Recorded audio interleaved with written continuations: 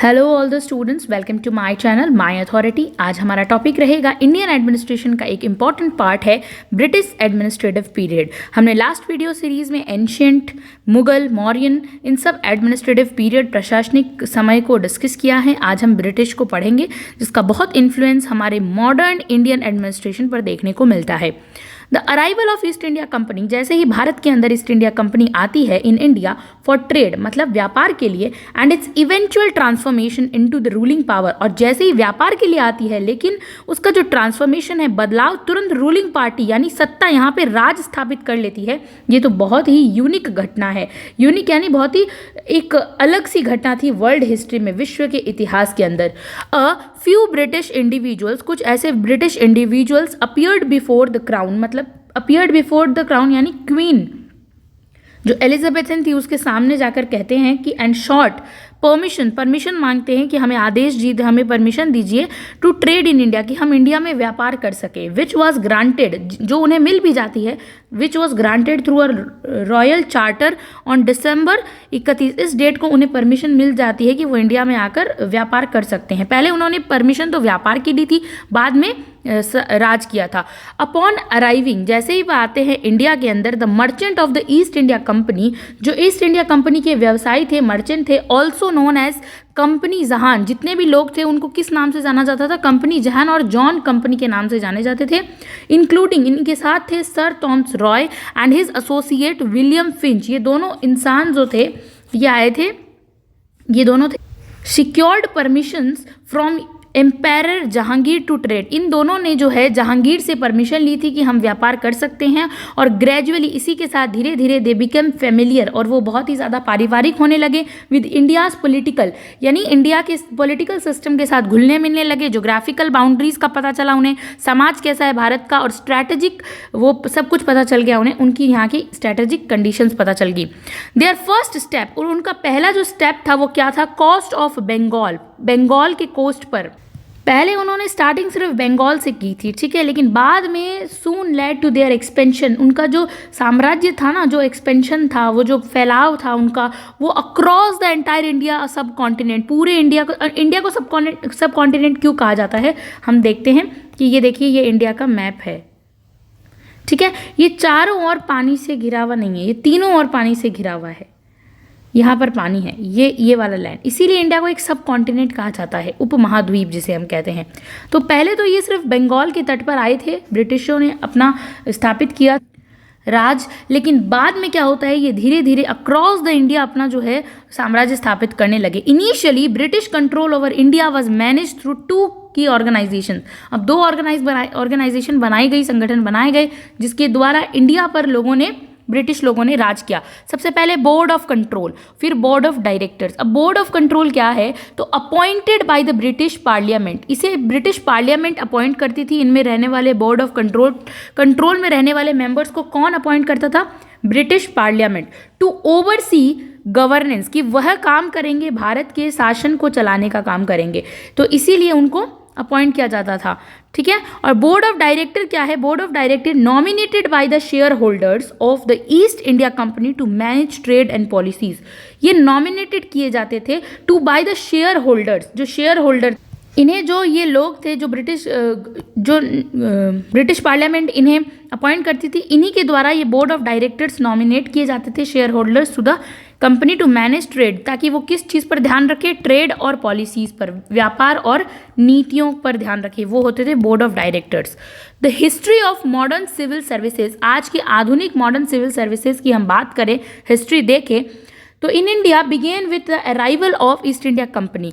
आज हम मॉडर्न देखते हैं कि सिविल सर्विसेज की बात करते हैं, जो गवर्नमेंट परीक्षाएं होती, जिसे सिविल सेवा कहा जाता है हिंदी में, वो कहाँ से उसका देखने को मिलता है? स्टार्ट अराइवल देखने को मिलता है जब ईस्ट इंडिया कंपनी आती है। एक बहुत इंपॉर्टेंट नाम है हॉकिंस, अ यंग इंग्लिशमैन, एक यंग इंग्लिशमैन यानी अंग्रेज था, वॉज द फर्स्ट पर्सनल कार्मिक to be appointed as a sailor in the company. इसे सेलर के तौर पर फर्स्ट अपॉइंटमेंट मिली थी इन नाविक बनाया था, इसे सेलर बनाया था, ठीक है। द ईस्ट इंडिया कंपनी, जो ईस्ट इंडिया कंपनी है, had two types of services, दो तरह की सर्विसेज है, very important. One of which was covenanted civil services, जिसे हम शॉर्ट में कहेंगे CCS, CCS, okay, covenanted civil services क्या है ये कॉवेनेंटेड सिविल सर्विसेज, आइए समझते हैं। एज द नेम सजेस्ट, हमें नाम बताता है, these services were based on formal contract, formal contract पर आधारित, ऑन एग्रीमेंट और कॉवेनेंटेड, ठीक है। These services were exclusively for British, ensuring job security privileges. ये एक बहुत ही फॉर्मल एक अपॉइंटमेंट होता था जो कि एग्रीमेंट बेस्ड होता था और एकदम फिक्स्ड होता था, जो सिर्फ और सिर्फ एक्सक्लूसिवली किसके लिए होता था, ब्रिटिश लोगों के लिए होता था, जिसके अंदर जॉब सिक्योरिटी मिलती थी, फिक्स टेन्योर का जॉब था और बहुत सारे प्रिविलेजेस उन्हें मिलते थे फॉर द एम्प्लॉय, जितने भी कर्मचारी थे उन्हें, इन रिटर्न। लेकिन इसके बदले में the civil servants were expected to work with absolute loyalty and obedience to the company. लेकिन कंपनी चाहती थी उन्हें वह अगर एक परमानेंट एग्रीमेंट वाली जॉब दे रही है जिसमें सिक्योरिटी और प्रिविलेजेस भी इंक्लूड है, तो उनका वापस में जो वो चाहते थे कि हमें वफादारी मिले और हमारी आज्ञाओं का पालन हो, तो इस तरह से ये जॉब थी, कॉवेनेंटेड इसका नाम।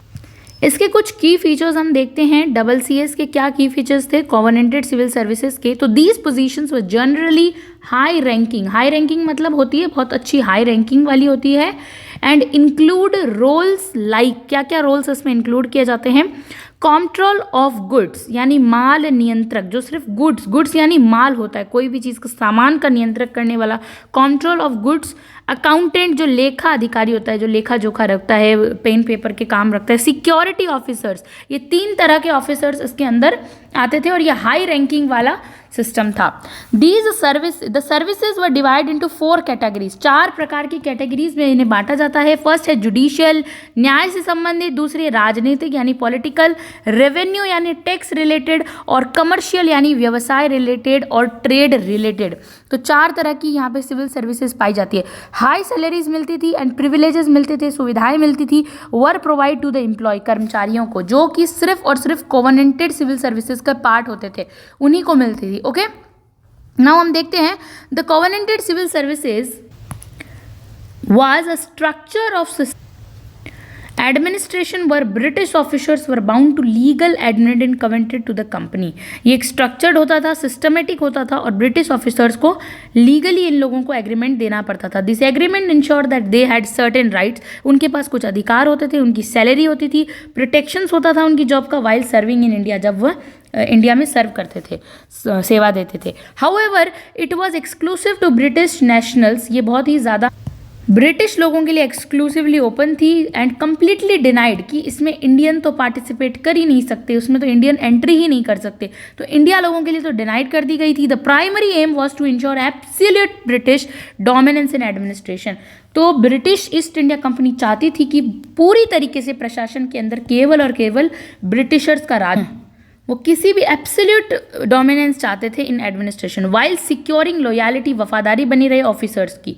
These officers played a key role in governance, tax collection, इन्होंने बहुत अच्छा पार्टिसिपेट किया गवर्नेंस में, इन्होंने टैक्स कलेक्ट किए, लॉ इन्फोर्समेंट, जितने भी लॉ थे उनको इन्फोर्स करवाया स्टेट पर, एंड ट्रेड सुपरविजन देखा, निरीक्षण किया व्यापार अच्छे से हो रहा है या नहीं। फिर हम देखते हैं सेकेंड टाइप की सिविल सर्विसेज थी द अनकोविनेटेड सिविल सर्विसेज, जिसका नाम है इन ब्रिटिश इंडिया, जो ब्रिटिश इंडिया में थी अनकोविनेटेड। नेचर ऑफ क्या था इसका, नेचर देखते हैं, ओपन टू इंडियंस, ये इंडियंस के लिए ओपन थी। Covenanted is only for the high officials and only for the Britishers, but this uncovenanted civil services open to Indians, ये इसमें इंडियंस पार्टिसिपेट कर सकते थे। पारसीज भी पार्टिसिपेट कर सकते थे एंड ब्रिटिशर्स भी इसमें पार्टिसिपेट कर सकते थे। इसमें क्या होता था, लोअर सैलरी मिलती थी, हाई रैंकिंग नहीं थी, हाई सैलरी नहीं मिलती थी, लोअर सैलरी मिलती थी, कम वेतन भुगतान मिलता था, शॉर्ट टर्म की होती थी, परमानेंट तो बिल्कुल भी नहीं होती थी, शॉर्ट टर्म की कुछ समय के लिए जब तक ज़रूरत हो तब तक दी जाती थी ऐसी jobs, and no formal agreement, कोई भी इसमें दस्तावेज से रिलेटेड डॉक्यूमेंटेशन नहीं था, फॉर्मल एग्रीमेंट बिल्कुल भी नहीं था। नो स्ट्रक्चर रिक्रूटमेंट, किसी भी तरह की भर्ती का कोई स्ट्रक्चर नहीं था, जैसे तैसे मन किया ले लिया, ना ट्रेनिंग और प्रमोशन सिस्टम कुछ नहीं था इसके अंदर, एक कहते हैं ना स्ट्रक्चर फॉर्म में बिल्कुल जॉब नहीं लगती थी। Employ could be dismissed at any time, किसी भी समय जो है एम्प्लॉय कर्मचारी को बाहर निकाला जा सकता था जॉब से। मोस्टली क्लर्क्स जो होते थे इसमें आते थे, अकाउंटेंट्स एंड पोर्टर्स और पियोन्स, ये सब इनमें जो निचले दर्जे की जॉब दी थी अनकोवेनेंटेड जिसे हम कहते हैं, वो इंडियंस को मिलती थी। Early role of civil services का अर्ली रोल क्या होता था यहाँ पर, ब्रिटिश इंडिया के अंदर assisted the East India company in trade, कि वह जो है ट्रेड के अंदर, व्यापार के अंदर ईस्ट इंडिया कंपनी को असिस्ट करे, उनको बताए, उन्हें सलाह दे, उनकी मदद करे। ये उनका रोल होता था सिविल सर्वेंट्स का। विद ब्रिटिश एक्सपेंशन, ताकि ज़्यादा से ज़्यादा ब्रिटिशर्स का एक्सपेंशन हो, साम्राज्य स्थापित हो। They started handling revenue collection. अब उन्हें सिविल सर्वेंट्स को क्या कहा कि आप रेवेन्यू कलेक्ट कीजिए, कर सबसे लीजिए। एडमिनिस्ट्रेशन का यही काम हुआ करता था उस समय। ब्रिटिश केवल और केवल अपने स्वार्थ की बात करते थे। नाउ फोर्ट विलियम की हम बात करते हैं। Calcutta became the central secretariat बने थे, वो सबसे पहले सेंट्रल सेक्रेटरिएट थे। फिर हम देखते हैं रेगुलेटिंग एक्ट आता है 1773 का, वेरी इंपॉर्टेंट एक्ट है, हम डिटेल से पढ़ेंगे लेकिन आज हम ब्रिटिश इंडिया के अंदर इसे पढ़ रहे हैं। Transformed the East India company from a commercial entity to governing body. अब रेगुलेटिंग एक्ट जो आता है, इसने ईस्ट इंडिया कंपनी को व्यवसायी तौर पर से बदल कर एक गवर्निंग बॉडी के रूप में बना दिया, यानी शासन के लिए तैयार किया था कि हाँ सिर्फ व्यवसाय नहीं करना है, आपको शासन भी करना है, ऐसा रेगुलेटिंग एक्ट में बताया गया है। Introduce the governor general of Bengal with a 4 member council, और यहाँ पर गवर्नर ऑफ बंगाल को विद 4 मेंबर ऑफ काउंसिल से किया गया, बताया गया। Gave the governor general control over Madras and Bombay, फिर गवर्नर जनरल को कंट्रोल दे दिया गया मद्रास का और बॉम्बे का। इस्टेब्लिश द सुप्रीम कोर्ट इन कलकत्ता, फिर बाद में जो इस्टेब्लिश किया गया सुप्रीम कोर्ट कलकत्ता के अंदर, एक high supreme court. Changes under Warren Hastings and later reforms, बाद में जो क्या चेंजेस आते हैं वॉरेन हेस्टिंग्स के समय, लेटर रिफॉर्म्स देखते हैं क्या सुधार आते हैं। इस चैप्टर में बहुत हमें ईयर्स मिलेंगे, बहुत ही इंपॉर्टेंट, बहुत बार PYQs में क्वेश्चंस आते हैं। सबसे पहले हेस्टिंग्स ने क्या किया था, वॉरेन हेस्टिंग के समय हेस्टिंग फॉर्मलाइज एडमिनिस्ट्रेटिव सर्विस।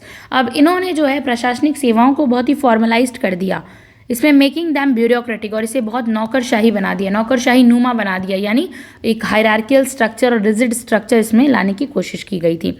हम देखते हैं इन 1786 के अंदर हम बात करते हैं creation of district revenue units, यानी डिस्ट्रिक्ट लेवल पर रेवेन्यू यूनिट्स की एक तरह से यूनिट्स बना दी गई थी। 1787 में क्या हुआ था, 1787 के अंदर district collector system was reinstated with judicial and revenue responsibility. अब डिस्ट्रिक्ट कलेक्टर सिस्टम को ना रेनस्टेटेड किया कि हाँ जुडिशियल और रेवेन्यू रिस्पॉन्सिबिलिटी भी डिस्ट्रिक्ट कलेक्टर की होगी, कि उसे न्यायिक जितने भी कानून से रिलेटेड बातें हैं और रेवेन्यू कर से रिलेटेड बातें हैं, कर वसूली करना, ये सब भी डिस्ट्रिक्ट कलेक्टर देखेगा, ये उसकी रिस्पॉन्सिबिलिटी है। 1784 में Pitt's India act separated companies political and commercial functions. फिर पिट्स इंडिया एक्ट आता है जिसने क्या किया, कंपनी के जो पॉलिटिकल यानी राजनीतिक और कमर्शियल फंक्शन है उनको अलग अलग कर दिया, कि अब शासन वाले और व्यवसाय वाले फंक्शंस को मिलाना नहीं है, ये दोनों सेपरेट हो गए, इनके बीच में एक बेंचमार्क कर। फिर फर्दर डेवलपमेंट क्या हुई थी ब्रिटिश एडमिनिस्ट्रेटिव सिस्टम के अंदर, फर्दर डेवलपमेंट 19th सेंचुरी में हमें देखने को मिलती है। 1813 चार्टर एक्ट आया था जिसके अंदर ended the companies trade monopoly in India. अब कंपनी की जो मोनोपोली थी, ट्रेड मोनोपोली, उसे खत्म कर दिया गया 1813 में। फिर 1833 का चार्टर एक्ट हम देखते हैं जिसमें governor general of Bengal become the governor general of India. अब गवर्नर जनरल ऑफ बंगाल को क्या किया, गवर्नर जनरल ऑफ इंडिया बना दिया गया, भारत का गवर्नर जनरल बनाया।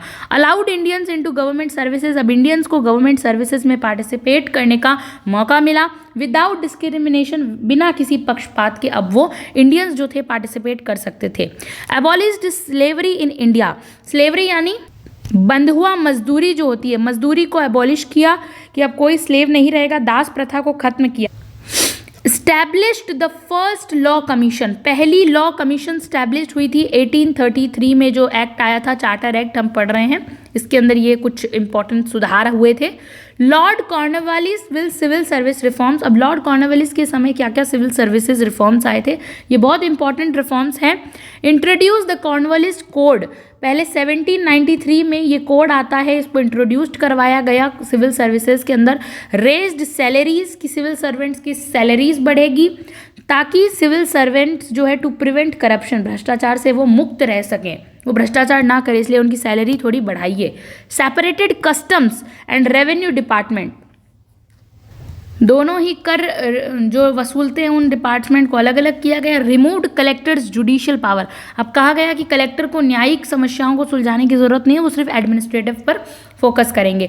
ट्रेनिंग ऑफ सिविल सर्वेंट्स भी इसमें इंट्रोड्यूस करवाई गई थी। ट्रेनिंग ऑफ सिविल सर्वेंट्स क्या थी, तो 1800 के अंदर ये ईयर है बहुत इंपॉर्टेंट, 1800 में फोर्ट विलियम कॉलेज, एक कॉलेज का नाम है फोर्ट विलियम कॉलेज जो कैलकाटा के अंदर है, इस्टेब्लिश फॉर ट्रेनिंग, यहाँ पर अब सिविल सर्वेंट्स की ट्रेनिंग होती थी।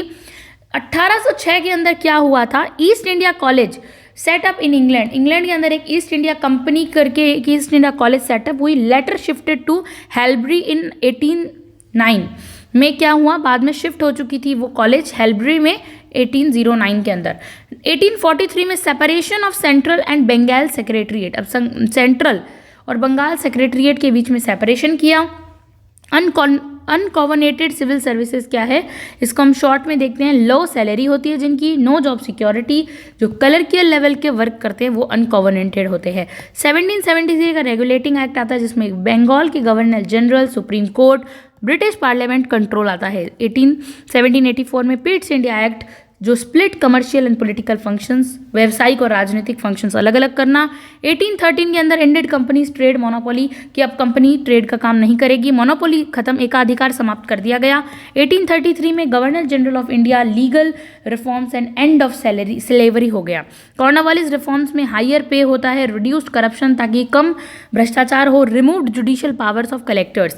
Training institutions for Fort William college India, East India college England. 1843 central secretariat separated from Bengal secretariat, तो इंपॉर्टेंट डेट्स हमने पढ़ी। अब हम देखते हैं British administrative reforms in India 1853 से 1991 में क्या क्या रिफॉर्म्स आते हैं। ब्रिटिश एडमिनिस्ट्रेटिव रिफॉर्म्स हम देखते हैं। सबसे पहले है 1853 का चार्टर एक्ट आता है जिसमें मॉडर्न रिक्रूटमेंट सिस्टम को, कि नवीन आधुनिक भर्ती कैसे होती है सिविल सर्विसेज में वो बताइए, एंड इंट्रोड्यूस्ड करवाया गया। सिविल सर्विस कमीशन लंदन के अंदर स्टार्टेड एग्जाम्स इन 1855। अब लंदन के अंदर सिविल सर्विस एक कमीशन जो है वो एग्ज़ाम स्टार्ट करती है 1855 के अंदर, और एज लिमिट थी 19 से 22 साल एज पर मैकाले रिपोर्ट जो आई थी 1854 में, उसमें ये रिकमेंडेशंस थी। हेल्बेबरी कॉलेज वाज क्लोज, जो हेल्बेबरी कॉलेज थी वो बंद हो चुकी थी, and training shifted to British universities, अब जो ट्रेनिंग थी वो ब्रिटिश यूनिवर्सिटीज़ में होने लगी फॉर सिविल सर्वेंट। फिर first Indian ICS officer, Indian civil service officer कौन थे इंडिया के अंदर, वेरी इंपॉर्टेंट है, सत्येंद्र टैगोर 1864 के अंदर आए थे, Satyendra Nath Tagore. Okay, now established legislative council in India, legislative council in India को एस्टैब्लिश किया गया 12 मेंबर्स के साथ। Indeed East India company's director board appointments, अब डायरेक्टर बोर्ड अपॉइंटमेंट्स को एंड किया गया ईस्ट इंडिया कंपनी के द्वारा। And first lieutenant governor appointment in Bengal, और पहली बार लेफ्टिनेंट गवर्नमेंट जो है वो अपॉइंट हुए बंगाल में फॉर फास्टर एडमिनिस्ट्रेशन, ताकि जो एडमिनिस्ट्रेशन है वो बहुत ही जल्दी हो, फास्ट हो। ये वेरी इंपॉर्टेंट। नाउ 1857 का हम देखते हैं, रिवोल्ट विद ब्रिटिश रेस्पॉन्स क्या था। The sepoy mutiny of 1857 shook British rule in India, जो 1857 की क्रांति हम बहुत सुनते हैं जो ये हुई थी, इसने क्या किया था, ब्रिटिश की नींव को, जो ब्रिटिश लोग हमारे ऊपर राज कर रहे थे, उनके जो अत्याचार थे, वो जो हम पर अत्याचार और शोषण कर रहे थे हमारा, और उनकी नींव को, जो उनके रूल था उसको हिला कर रख दिया, शुक कर दिया, मतलब हिला कर रख दिया इंडिया के अंदर। British PM Palmerston proposed abolishing company rule, British PM Palmerston थे, उन्होंने प्रपोज किया कि कंपनी रूल को भाई ख़त्म करो, but his bill did not passed, उनका बिल पास नहीं हुआ था। 1858 में गवर्नमेंट ऑफ इंडिया एक्ट आया, and act for better governance for India passed हो गया था, कि बेटर गवर्नमेंट होनी चाहिए। 2 अगस्त 1858 को क्या हुआ था, British crown took control of India, British crown ने इंडिया से कंट्रोल ले लिया वापस, एंडिंग द कंपनीज रूल, और यहाँ पर जो है कंपनी का रूल खत्म होता है। नाउ की रिफॉर्म्स अंडर द 1858 एक्ट में क्या इंपॉर्टेंट की थे? Company rule ended and British crown took over the governance, यानी कंपनी का जो रूल है वो खत्म हो गया और ब्रिटिश क्राउन जो है वो वापस ले लिया गया शासन से। Board of directors, board of control abolished, पहले जो बोर्ड ऑफ हमने स्टार्टिंग में पढ़ा बोर्ड ऑफ डायरेक्टर्स और बोर्ड ऑफ कंट्रोल का सिस्टम था वो भी खत्म हो गया। ब्रिटिश कैबिनेट अपॉइंटेड, जो ब्रिटिश कैबिनेट थे वो as a secretary of state for India, जो ब्रिटिश कैबिनेट वाला सिस्टम था, कैबिनेट जो थे वो अब कैसे अपॉइंट होने लगे? सेक्रेटरी ऑफ इंडिया के तौर पर अपॉइंट किए जाने लगे। 15 मेंबर्स इंडियन काउंसिल में formed to assist the secretary of state. अब 15 मेंबर होने लगे इंडियन काउंसिल के अंदर जो बनाते थे सेक्रेटरी ऑफ स्टेट को। ठीक है, secretary of state become a legal corporate entity. अब वो जो है सेक्रेटरी ऑफ स्टेट जो था वो एक लीगल कॉर्पोरेट एंटाइटी बन चुका था, पूर्ण रूप से संवैधानिक, विद जुडिशियल अथॉरिटी, साथ में उसके साथ न्यायिक सत्ता भी थी। Right, governor general's council included law members. अब गवर्नर जनरल के काउंसिल ने किसको इंक्लूड किया? लॉ मेंबर, एडवोकेट जनरल को इंक्लूड किया अपने साथ। Secretary of state gained control over civil services recruitment and terms. अब सेक्रेटरी ऑफ स्टेट ने कंट्रोल अपने साथ ले लिया किस चीज़ का? कि जो सिविल सर्विसेज में भर्ती होती है उसका और उसके टर्म्स का, उसके टाइम का। डिसेंट्रलाइजेशन एफर्ट्स स्टार्टेड, अब ताकि जो पावर्स है वो नीचे की अथॉरिटीज़ तक डिवाइड की जाए, तो इस तरह का कुछ स्टार्ट हो गया। 1851 में पोर्टफोलियो सिस्टम आता है। क्या है ये portfolio system? By lord Canning लेकर आए थे, इन्हें वेरी इंपॉर्टेंट है। Introduce departmental division in administration की, अब जो एडमिनिस्ट्रेशन है, प्रशासन है, उसके अंदर डिपार्टमेंट बनेंगे। गवर्नर जनरल्स काउंसिल, जो गवर्नर जनरल्स की council members were made department heads, अब इन्हें डिपार्टमेंट हेड बनाया गया। Strengthened home, police and intelligence departments post 1857 के रिवॉल्ट के बाद उसको और मजबूत किया गया, जिस तरह से गृह, पुलिस और इंटेलिजेंस डिपार्टमेंट्स को, इन सबको। इन 1861 की हम बात करें तो इंडियन काउंसिल एक्ट आया था। Provincials legislative councils gain law making process, अब जो लेजिस्लेटिव काउंसिल थी इंडिया के अंदर वो लॉ बनाने का काम अपने हाथों में लेती है। Indians were nominated to the governor's general's council, अब इंडिया के लोगों को गवर्नर जनरल्स काउंसिल में नॉमिनेट किया जाने लगा। India penal code IPC implemented in 1860, Indian penal code जो है IPC जो है वो हम पर इम्प्लीमेंट हुई थी 1860 में।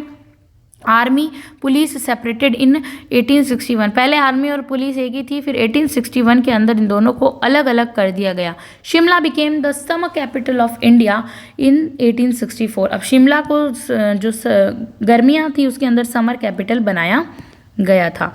1886 एंड 1887 में क्या हुआ था? एचसन कमीशन रिफॉर्म्स आई थी, कुछ इंपॉर्टेंट है एचसन कमीशन रिफॉर्म्स, जिसमें एंडेड कवेनेंटेड एंड अनकन्वेनेंटेड सिविल सर्विसेज को खत्म कर दिया गया।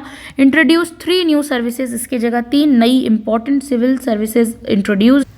सबसे पहली है इंपीरियल सिविल सर्विसेज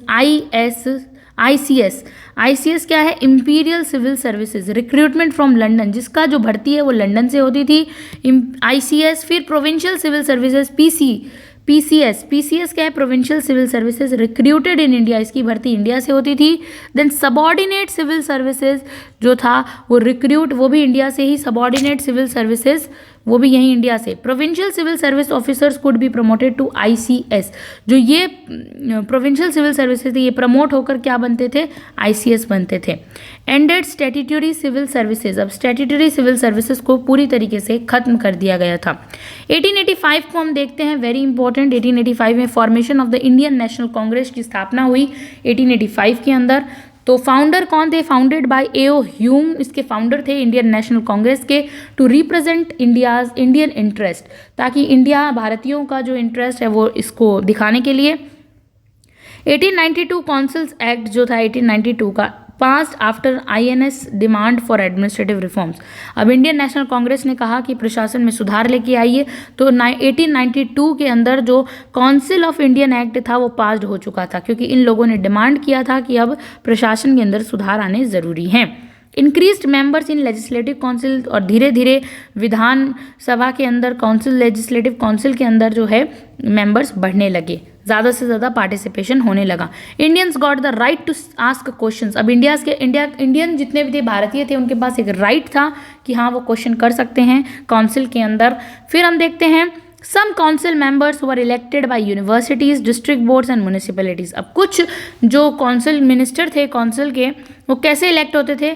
यूनिवर्सिटीज से होते थे, डिस्ट्रिक्ट बोर्ड्स उन्हें इलेक्ट करता था और म्यूनिसिपैलिटीज उन्हें इलेक्ट करते थे। How ever they were pro British, लेकिन वो ब्रिटिश के समर्थक ही थे। डिडंट चैलेंज द एडमिनिस्ट्रेशन, और वो किसी भी तरीके से चैलेंज नहीं करते थे एडमिनिस्ट्रेशन को, क्योंकि वो प्रो ब्रिटिश थे, इसीलिए उनको वहाँ से उठाया जाता था जहाँ पर वो लाइक यूनिवर्सिटीज़, डिस्ट्रिक्ट बोर्ड्स और म्यूनिसिपैलिटीज़ में थे।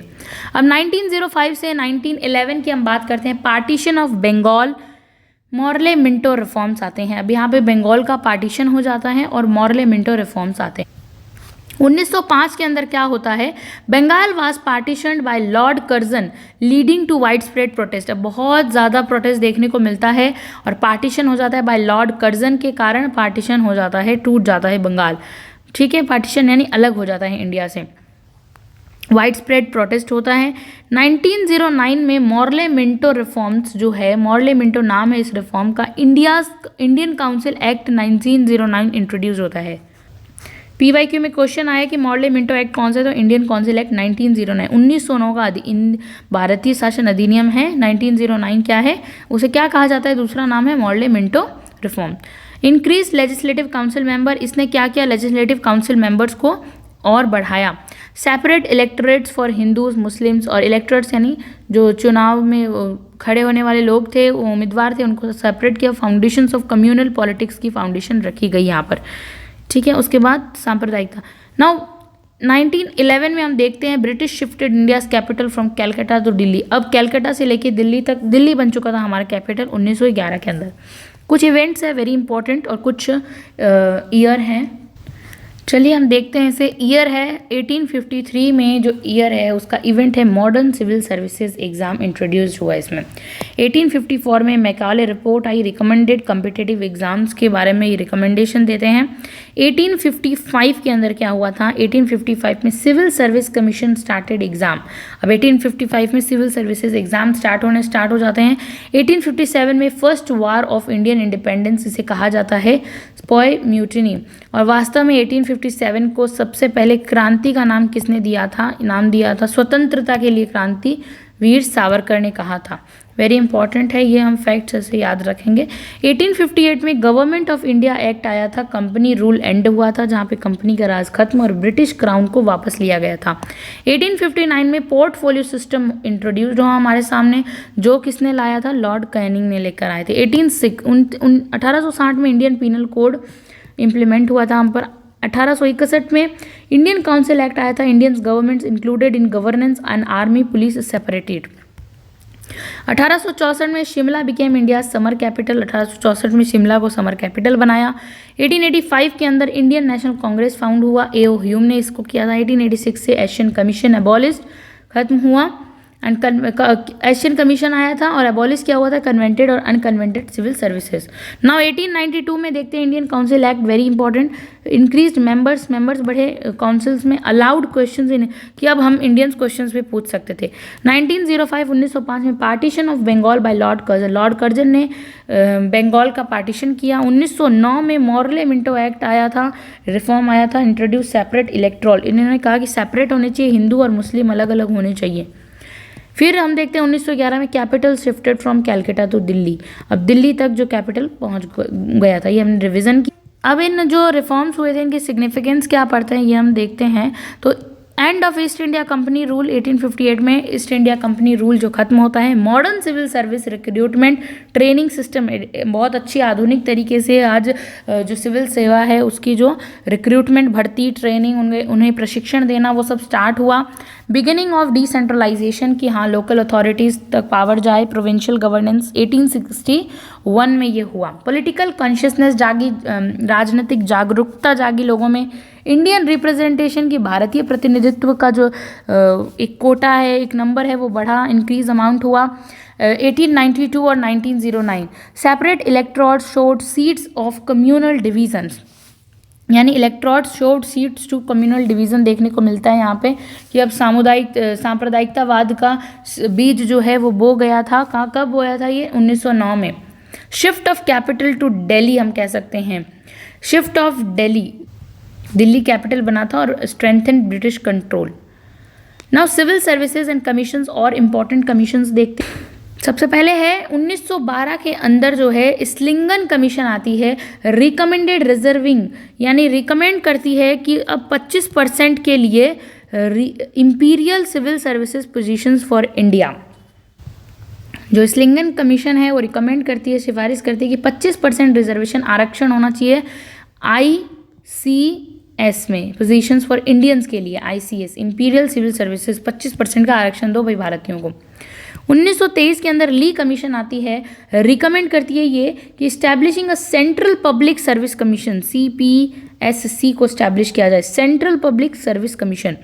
1926 में CPSC central public service commission was officially established. हाँ, वास्तव में हो जाता है established with sir Ross Barker at its first chairman, और सर रोज बार्कर जो थे इसके फर्स्ट चेयरमैन बनते हैं। अब हम देखते हैं 1935 में जो सिविल सर्विसेज जो था, क्या है इसका नाम? Central public service commission was renamed. इसे बाद में इसका नाम बदलकर फेडरल पब्लिक सर्विस कमीशन कर दिया जाता है। फेडरल पब्लिक सर्विस कमीशन कर दिया जाता है, वेरी इंपॉर्टेंट। फिर देखते हैं 1947 आफ्टर इंडिपेंडेंस, जब हमें स्वतंत्रता मिल जाती है हमारे भारत को, FPSC was renamed the union public service commission, UPSC। Federal से फिर क्या आ जाता है? यूनियन। नाउ एडमिनिस्ट्रेटिव डेवलपमेंट हम देखते हैं। एडमिनिस्ट्रेटिव डेवलपमेंट यानी प्रशासनिक विकास हम देखते हैं क्या हुआ था। तो 1857 की क्रांति में द ग्रेट रिवॉल्ट, बहुत खतरनाक और ग्रेट, जिसे महान क्रांति कहा जाता है, लेड टू मेजर गवर्नमेंट, इसी के अंदर शासन के अंदर चेंज आने स्टार्ट हो गए थे। 1859 lord Canning introduced portfolio system creating specialised departments. 1864 Shimla was, ये रिवीजन है। Chairman princes establish discussed princely states. 1935 के अंदर बाई कैमरल प्रोविंशियल लेजिस्लेचर आता है and the classification of government employ and assistants to colours. अब हम देखते हैं इंफ्रास्ट्रक्चर एंड इकोनॉमिक रिफॉर्म्स, कुछ आधारभूत जो संरचनाएं थी और आर्थिक रिफॉर्म्स सुधार के आते हैं। तो 1858 में India had only 4 government department, India के पास 4 ही डिपार्टमेंट हुआ करते थे 1858 में, just like finance, defence, foreign affairs and home. गृह मंत्रालय जो हम कह सकते हैं डिपार्टमेंट, फाइनेंस मंत्रालय, defence, foreign affairs. 1919 by this time the government had 11 department, और यही 1919 में कितने हो जाते हैं? 11 डिपार्टमेंट हो जाते हैं। फिर हम देखते हैं 1947 में the number of department increase. 19 पहले कितने थे? 4, फिर 11, फिर 19, हम डेट याद रखेंगे। Including finance, defence, home, law, education, agriculture, ये सब इसमें इंक्लूड हो जाते हैं। फिर है 1935 का अधीन, उसमें देखते हैं reserve bank of India RBI was establish. कब हुआ था? 1935 में इस्टेब्लिशमेंट हुआ था as India's first public corporations. पहला इंडिया का पब्लिक कॉरपोरेशन था RBI, जो कि 1935 में। ये डेट इंपॉर्टेंटली हम याद रखेंगे। Now political administrative decline of British rule हम देखते हैं। 1942 के अंदर जो है Cripps mission attempted constitutional reforms but failed. पहले तो क्रिप्स मिशन आता है, अटेम्प्ट करता है, कोशिश करता है कॉन्स्टिट्यूशनल रिफॉर्म सुधार लेकर आए, लेकिन बाद में जो है वो फेल हो जाता है। 1946 में कैबिनेट मिशन आता है, paved the way for Indian independence, लेकिन बाद में फेल। 15 अगस्त 1947 इंडिया बिकेम इंडिपेंडेंट नेशन। अब इंडिया जो है इंडिपेंडेंट नेशन बनता है। कैबिनेट मिशन पेव्ड करता है, पथ रखता है कि way for how India can independence कैसे हो सकता है कैबिनेट, फिर बाद में आता है। जनवरी 1950 में the Indian civil services ICS was renamed. अब ICS को क्या होता है? ICS को रीनेम्ड करके नाम बदल के IAS कर दिया जाता है, इंडियन एडमिनिस्ट्रेटिव सर्विसेज कर दिया जाता है। Now characteristics of British Indian administration. अब ब्रिटिश इंडियन एडमिनिस्ट्रेशन की क्या कैरेक्टरिस्टिक्स है? Regulatory governance focused mainly on maintaining law and order. अब जो गवर्नमेंट थी, जो रेगुलेट कर रही थी, शासन कर रही थी, वो किस पर फोकस करती है कि हम किस तरह से लॉ और कानून का मेंटेन करें। Separation of power began to develop, कि ताकि पावर्स ज़्यादा अपने आप में अथॉरिटेटिव ना हो सके, इसलिए उन्हें डेवलप जो है सेपरेशन ऑफ पावर्स को बांट दो और डेवलप हो, ताकि वो डेवलप हो सके। Rule of law was enforced. Article 14 क्या कहता है? रूल ऑफ लॉ, कि कानून से परे कुछ नहीं है, सबसे पहले कॉन्स्टिट्यूशन होना चाहिए। Dominance of all Indian service ICS with British officers having more authority. अब डोमिनेंस हो गया था ऑल इंडिया सर्विसेज का, और जितने भी ब्रिटिश ऑफिसर्स है हैविंग मोर अथॉरिटी, उनसे भी ज़्यादा। नाउ स्ट्रिक्ट ब्यूरोक्रेसी, एक नौकरशाही, स्ट्रिक्ट यानी रिजिड नौकरशाही और प्रोसीजर्स लेकर आया गया। Bureaucratic distrust of common Indians seeing them as a inferior. अब ब्यूरोक्रेटिक डिस्ट्रस्ट आया, नौकरशाही के प्रति जो है कॉमन इंडियंस के अंदर ट्रस्ट जो था वो हार गए थे, वो सब मतलब ट्रस्ट बिल्ड नहीं हो पा रहा था। कहने का मतलब है seeing them as a inferior, और वो अपने आप को बहुत ही ज़्यादा एक इंफीरियर फील कर रहे थे। Centralise control over governance and communication. अब यहाँ पर सेंट्रलाइज्ड कंट्रोल आ गया था कि शासन के ऊपर, कम्युनिकेशन के ऊपर। Education was linked to government jobs prioritising administrative roles. अब जो एजुकेशन है उसे लिंक कर दिया गया सरकारी नौकरियों से, प्रायोरिटाइज किया गया प्रशासनिक सेवाओं और रोल को। Generalist officials dominated over specialist. अब यहाँ पर जो जनरलिस्ट होता है IAS ICS, ये सब जो जनरल सामान्यज्ञ ने विशेषज्ञों पर शासन स्थापित कर लिया, ऊपर उठना।